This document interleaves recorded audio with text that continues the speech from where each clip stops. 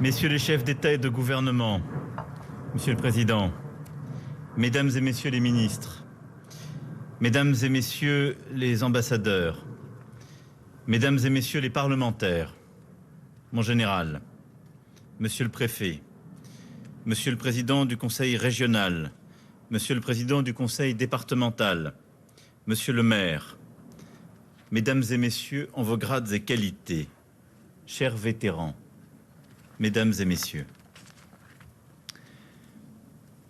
Aux premières heures de la nuit du 15 août 1944, la côte méditerranéenne, encore sous occupation allemande, était plongée dans les ténèbres. Soudain, au Canadel, le chef de gare fut tiré de son sommeil par une voix pressante. « Qui est là ?» demanda-t-il, craignant d'être arrêté sur le champ par la Gestapo. À travers les volets, la voix, celle du capitaine Albert Thorel, lui répondit « Ouvrez, c'est l'armée d'Afrique. » L'armée d'Afrique. Le chef de gare ouvrit, incrédule, bouleversé. Certes, 2 mois après le débarquement de Normandie, alors que les armées du Reich refluaient en catastrophe, beaucoup s'attendaient à une attaque des Alliés en Provence pour s'emparer des ports de Méditerranée en eau profonde et prendre les armées du Reich à revers. Certes, même retardée, l'opération Dragoon se préparait depuis des semaines sur des maquettes bâties grâce aux renseignements de la résistance française. Elle avait été engagée à partir du 9 août, lors de l'embarquement des centaines de milliers de soldats français, anglais, américains, à Tarente, Oran ou Brindisi. Et plus personne ne pouvait en douter depuis que la plus grande flotte jamais vue en Méditerranée, 2000 navires américains et britanniques, croiseurs, destroyers, contre-torpilleurs, avisos, transporteurs de troupes, s'étaient rassemblés au large de la Corse. Certes aussi, les jours précédents, les raids aériens des Alliés avaient été si nombreux que les églises de la côte, à Saint-Maximin ou au Lavandou, avaient renoncé par avance à célébrer la messe du 15 août. Pourtant, cette nuit-là, l'émotion étreignait le chef de gare et le capitaine Thorel. L'attaque avait commencé. Une opération aux proportions épiques. 90 000 soldats bientôt jetés à l'assaut du rivage de France, sur ce chapelet de minces plages, de calanques, de falaises défendues par plusieurs dizaines de milliers d'hommes de la Wehrmacht. Pour permettre son succès, il fallait profiter de la nuit impénétrable, cette poignée d'heures entre minuit et l'aube. Pour les éclaireurs et les commandos chargés de détruire les premières défenses ennemies, la nuit la plus courte. Sur l'île du Levant, à Port-Cros, verrou de la rade de Hyères, c'est là que les commandos américains et canadiens investirent à l'heure zéro. Au pied du Cap Nègre, où les commandos d'Afrique furent projetés et où ils durent grimper la falaise à main nue afin de neutraliser les batteries allemandes. Sur une autre plage, enfin, celle de l'Esquillon, entre Tréas et Théoul, où les hommes du groupe naval de la marine préférèrent continuer à avancer dans un champ de mines plutôt que de rebrousser chemin. Grâce à ces avant-gardes, à l'aube, sur les plages Alpha à l'ouest, à Ramatuelle et Cavalère, sur les plages du secteur Delta à Sainte-Maxime, les premières divisions américaines foulèrent le sable jonché de mines et de torpilles. Bientôt, sous les bombes allemandes et les tirs des bunkers érigés par Rommel, l'extraordinaire carrousel des barges de débarquement se mit en mouvement. File ininterrompue d'hommes et de tanks, de machines et de bataillons, parfois repoussés, comme sur le secteur Camel, sur la plage de Fréjus-Saint-Raphaël, que les hommes du général Patch délaissèrent pour poser finalement le pied au Dramont et à Haguet. Alors, à midi, sur le sémaphore de Sainte-Maxime, flottait un drapeau américain. Place des Lys, Les soldats allemands arrêtés, défilaient, les mains en l'air.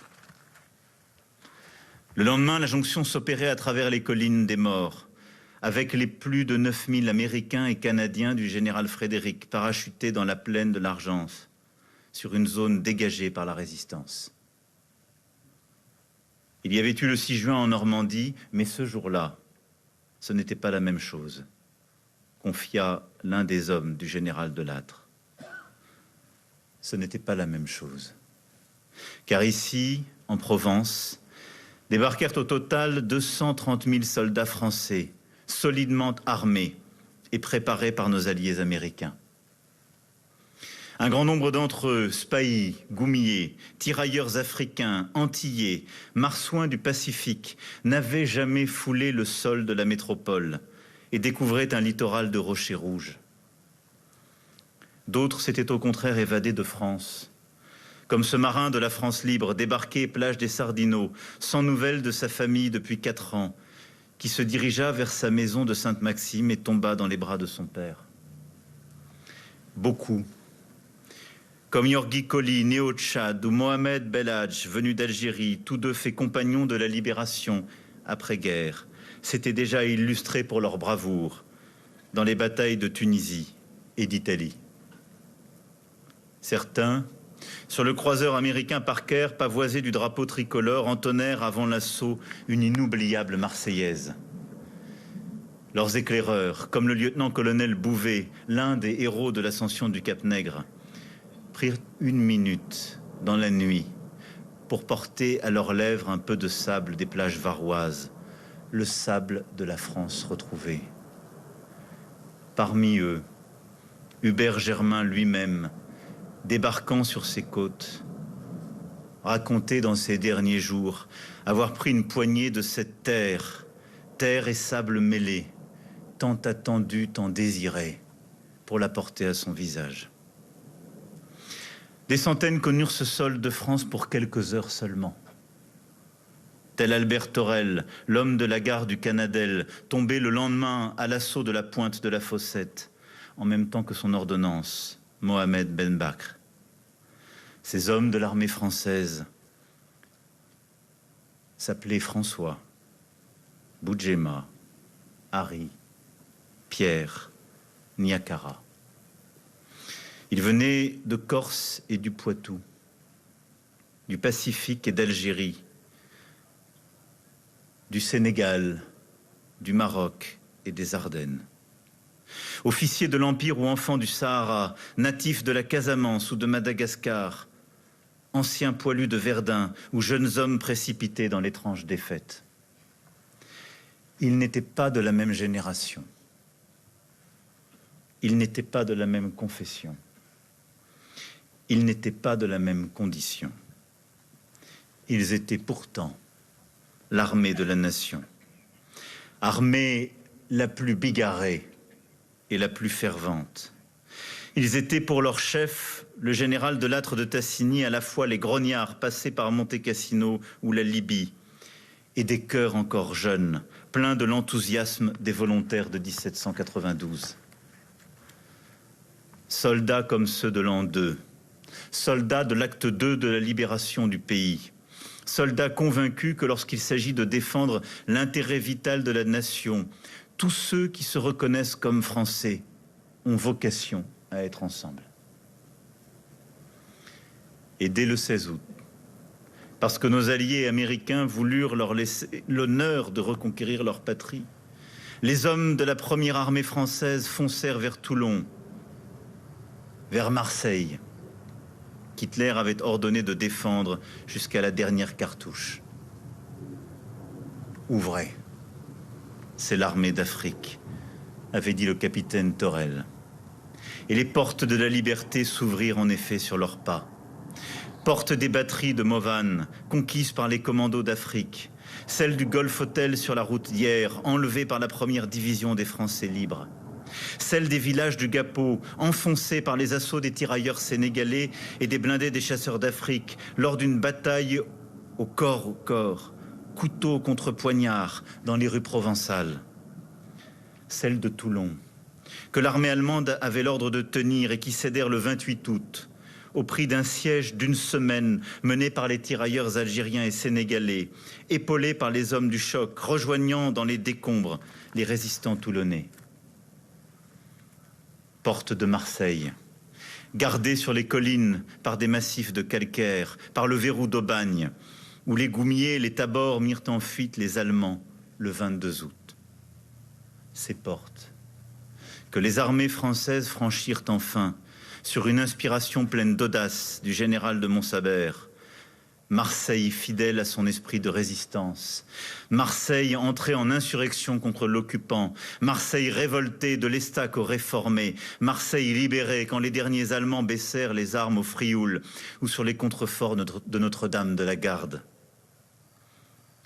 Avec une avance de plus d'1 mois sur les prévisions, ce furent aux portes de Nau, près d'Autun, en Bourgogne, le 12 septembre, qu'un officier de la 2e division blindée du général Leclerc serra la main d'un officier de la 1re division des Français libres, du général Brosset. Le premier venait du nord et avait débarqué en Normandie. Le second venait du sud et avait accosté en Provence. Les 2 armées se donnaient la main. Geste de reconnaissance et de fraternité. Serment de poursuivre le combat jusqu'à la victoire. Dans les Ardennes et pendant l'hiver suivant, des batailles terribles jusqu'à la libération de Strasbourg et au-delà, jusqu'à la capitulation de l'Allemagne nazie, que signa pour la France le général de Lattre de Tassigny le 8 mai 1945. Et c'est le même geste de reconnaissance, de fraternité, d'espérance pour l'avenir que la nation accomplit aujourd'hui. Ici, dans cette nécropole de Boulouris, cimetière marin qui garde les tombes de 466 héros parmi les milliers passés là. Français, pieds noirs d'Algérie, du Maroc, de Tunisie, Français des Outre-mer, des Antilles au Pacifique, secondés par les Français de la résistance intérieure.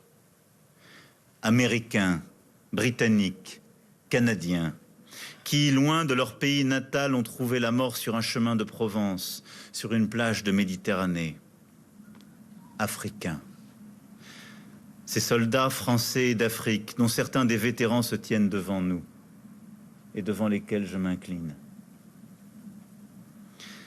La part d'Afrique en France est aussi ce legs qui nous oblige. Et je salue aujourd'hui la présence des présidents du Cameroun, de Centrafrique, des Comores, du Gabon, du Togo. À vos côtés, Monseigneur, honorant cette mémoire monégasque qui nous est si fidèle, aux côtés de Monsieur le Premier ministre du Maroc, et la présence des représentants de Côte d'Ivoire, de Madagascar et du Sénégal, et des jeunes lycéens de Tiaroy.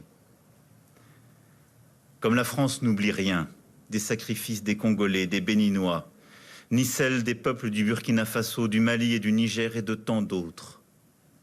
Non, rien de la plus belle mémoire de ces hommes n'est oublié. Leurs noms doivent continuer d'être donnés à nos rues, à nos places, pour inscrire leurs traces impérissables dans notre histoire.